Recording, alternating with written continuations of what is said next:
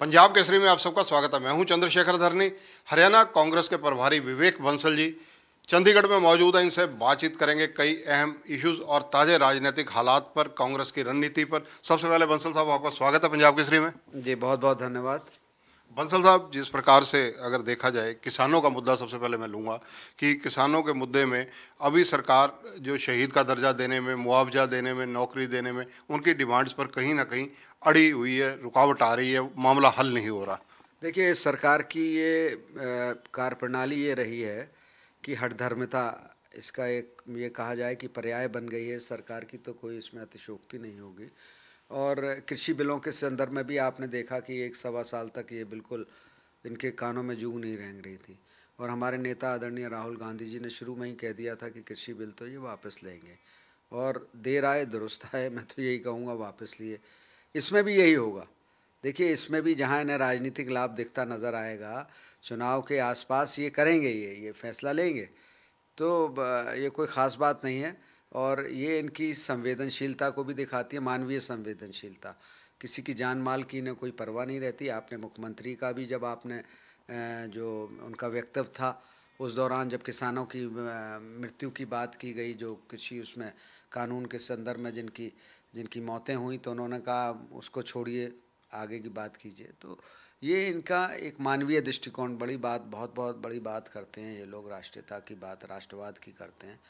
ये उसके बिल्कुल विपरीत है। चाहे राष्ट्रवाद मैं वो मानता हूँ जो राष्ट्र के हित में जो नीति बनाए, और राजनीतिक लाभ हो या नुकसान हो, राष्ट्र के हित में चीज़ें होनी चाहिए। जो ये बिल्कुल, ये सरकार, इससे विपरीत इनकी कार्यप्रणाली है। चाहे प्रदेश की सरकार हो, चाहे केंद्र की। आज किस तरीके से आज ये जो हरियाणा प्रदेश सर्विस कमीशन, जिसको ये किसी भी प्रदेश का सर्विस कमीशन ये माना जाता है कि निष्पक्षता की का पर्याय होती है, पर यहाँ पे जिस तरीके से पेपर लीक हो रहे हैं, नौजवानों के, युवाओं के भविष्य के साथ खिलवाड़ किया जा रहा है। यहाँ पे बेरोज़गारी पूरे भारतवर्ष में रिकॉर्ड स्तर पर है, और इसके बावजूद मुख्यमंत्री और इनकी आप कार्यप्रणाली को देखिए, कोई पश्चाताप नहीं है कि क्या इन्होंने बड़े बड़े वादे किए थे, क्या इन्होंने अच्छे दिनों की बात की थी, क्या इन्होंने किसानों की दुगनी आय की बात की थी, क्या इन्होंने 15-15 लाख हर व्यक्ति के खाते में डालने की बात की थी। इन परिस्थितियों के अंदर किसानों से आप क्या अपील करेंगे, क्योंकि वो जहाँ पर जमे हुए हैं, 1 साल से अधिक वक्फा हो गया, अब भी वहीं जमे हुए हैं, वापस आने को तैयार नहीं है, लोगों को परेशानी भी होती है। देखिए, उनकी पीड़ा अपनी जगह स्वाभाविक है। मैं इसमें सिर्फ इतना ही कहना चाहूँगा कि जिनकी जान गई है, जिनके घर का मुखिया गया है इस आंदोलन, इस अनशन के दौरान, तो उसकी पीड़ा समझिए आप।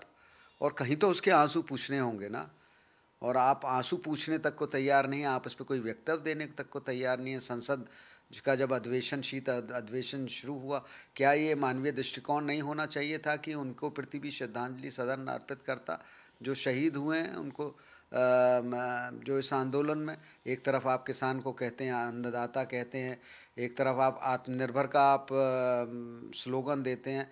आत्मनिर्भरता किसने दिखाई, दिलवाई खाद्यान्न के क्षेत्र में? इन पंजाब के, हरियाणा के इन कर्मयोगियों ने, जिन्होंने अपनी मेहनत, अपने लगन के साथ इस देश को एक सम्मान दिया, एक स्वाभिमान दिया। बंसल साहब, आप जब से हरियाणा के प्रभारी बने, निसंदेह बहुत बड़ी चुनौती थी आपके सामने, क्योंकि हरियाणा ने 5 साल पिछले भी देखे हैं, मतलब 7 साल अब हो गए कुल इस चीज़ को। कांग्रेस के अंदर आपस में जो गुटबाजी है, ये चुनौती को आपने काफ़ी, इनको इकट्ठा भी करने की कोशिश की, लेकिन यूथ कांग्रेस का ये प्रोग्राम 2 दिन 3 दिन पहले होना, कांग्रेस के प्रोग्राम से क्या अनुशासनहीनता की कड़ी नहीं माना जा सकता? देखिए, इस पर मैं ज़्यादा कुछ नहीं बोलना चाहूँगा, सिर्फ इतना कि इसका संज्ञान लिया गया और इस पर बात की। अब इसकी पुनरावृत्ति आने वाले भविष्य में नहीं होगी, ये मैं आपको बता देता हूँ। बंसल साहब, इसके अलावा अगर चर्चा की जाए हरियाणा के अंदर, क्योंकि विधायक दल वर्सेस प्रदेश कांग्रेस नज़र आता है, दोनों कहीं ना कहीं अलग नज़र आ रहे हैं। इससे, इस दौरान आप इन दोनों को क्या सीख देना चाहेंगे, क्या कहना चाहेंगे? ऐसा नहीं है, कुछ तो कुछ हो सकता है, थोड़ी दूरी सी रही हो, पर लेकिन दिन प्रतिदिन वो कम हो रही है, और आने वाले दिनों में बिल्कुल सामंजस्य रहेगा, और सामंजस्यता के साथ ही पार्टी आगे बढ़ सकती है। और हम लोग जो लक्ष्य उनका भी वही है, पीसीसी अध्यक्ष का भी वही है कि किस तरीके से हम अपनी मंजिल तक पहुँचें, किस तरीके से हम इस वर्तमान सरकार की जो जन विरोधी नीतियां हैं, जो असफलताएं हैं, जन जन तक पहुंचाएं। तो लक्ष्य सबका एक है और वो जो सामंजस्य की बात कर रहे हैं उसको भी धीरे धीरे वो सामंजस्य पूर्ण रूप से आपको परिलक्षित होगा। बंसल साहब, टीएमसी में चले गए पूर्व प्रदेशाध्यक्ष कांग्रेस के अशोक तंवर। देखिए वो आप कभी कभी किसी को ज़्यादा ज़रूरत से पहले और ज़रूरत से ज़्यादा मिल जाता है, तो वो ये इसी तरीके की बुद्धि जो है उस व्यक्ति की जो उसका पात्र नहीं होता है, तो कहीं ना कहीं बुद्धि भ्रष्ट हो जाती है। मैं इतना ही कहना चाहूँगा। बहरहाल हमारे साथी रहे हैं, सम्मानीय रहे हैं हमारे, मैं इससे ज़्यादा कुछ नहीं कहना चाहूँगा, पर लेकिन उन्हें अपने अंतरात्मा में झांकना चाहिए कि जिस पार्टी ने उन्हें इतना सम्मान दिया, क्या वो उसके योग्य थे? क्या जिस तरीके से उन्हें पूरे रातों रात उन्हें क्या से क्या नहीं पार्टी ने बनाया, और उस पार्टी के विपरीत जाए अगर सत्ता में, देखिए पार्टी का अनुशासन ही यही होता है, आपको पदमुक्त भी किया जाता है, सम्मान भी दिया जाता है, उस कभी कभी सम्मान से वंचित रह जाते हैं। संयम, धैर्य और अनुशासन पार्टी में बहुत ज़रूरी होता है किसी भी राजनीतिक दल में, और आदमी को ये सब भी आकलन करना चाहिए कि इस पार्टी के माध्यम से, पार्टी को एक तरफ हम कहते हैं कि हमारी माँ है, जैसे हम अपनी राष्ट्र, अपनी इस धरती माँ को कहते हैं माँ, पार्टी को भी लोग कहते हैं कि हमारी माँ है, हमारे को सम्मान। तो उस पार्टी के भविष्य, उस पार्टी के से जुड़े हुए होते हैं, तो सिर्फ वो वहाँ तक सीमित नहीं रहता है कि जब तक हम आपको पद दें, जब तक सम्मान, जब तक हम आपको सत्ता के करीब रखें या सत्ता में रखें, तब तक ही आप पार्टी के प्रति निष्ठा और आपकी आस्था रहेगी। उससे अगर पार्टी कहीं ना कहीं आपको अगर उससे दूर भी रखती है, तो निष्ठा ये होती है कि आपको पार्टी के साथ उसी तरीके से, उसी प्रतिबद्धता के साथ पार्टी के लिए निर्माण और संगठन के लिए कार्य करना चाहिए। 17 दिसंबर को हरियाणा का विधानसभा सत्र शुरू हो रहा है। कांग्रेस की रणनीति क्या रहेगी हरियाणा में? आप क्या इस मामले में उनको सुझाव देते हैं, मार्गदर्शन करते हैं? देखिए, जो भी इनकी कल भी मैं देख रहा था किरण जी ने कुछ लेके इनकी जो ख़ास तौर से जो सरकार की नीतियों को लेकर उन्होंने एक प्रेस की थी, उसमें उन्होंने इनको कटघरे पर खड़ा एडजॉर्नमेंट मोशन वगैरह की भी बात की।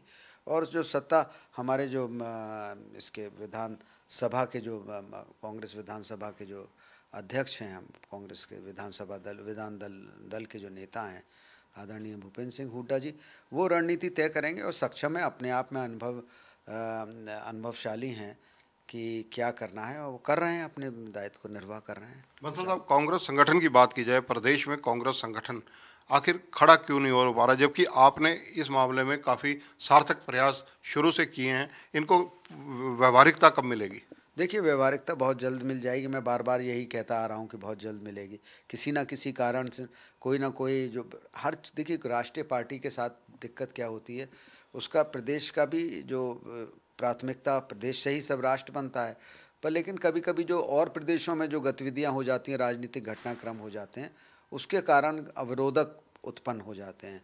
तो ऐसी कोई गंभीर समस्या नहीं है और आपको जल्द उसके सुखद परिणाम देखने को मिलेंगे। बंसल साहब, चन्नी जी को मुख्यमंत्री बनाने के निर्णय पर कांग्रेस के जिस प्रकार कैप्टन अमरिंदर सिंह विमुख हो गए कांग्रेस से, पंजाब को कितना झटका पंजाब में मानते हैं? देखिए, आप झटके का तो अंदाज़ा इनसे ही लगा लीजिए कि जो व्यक्ति इतने वर्ष मुख्यमंत्री रहा हो और उसके पश्चात उनके साथ एक भी विधायक ना गया हो, तो ये उनकी कार्य क्षमता को दर्शाता है। जनता की उनके प्रति क्या आस्था है वो बताता है।